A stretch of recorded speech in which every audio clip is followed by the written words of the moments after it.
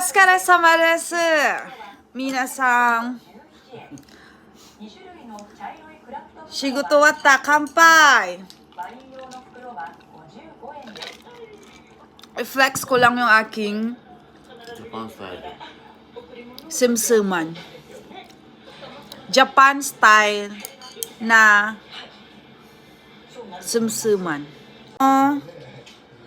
Ito sa Japanese, mahilig sila sa hindi hilaw na isda. Ang tawag ito buri in Japan. Nilalagyan namin ng wasabi para maging wasabi ang lasa. Maanghang ito, maanghang. With the sesame sauce. Naubos na yung soyo namin. Ito yun, oh. Sashimi soyo. And then the buri. Sarap niya, guys. Sobrang sarap niya. Ayan, guys. Ito na yung buri natin, oh.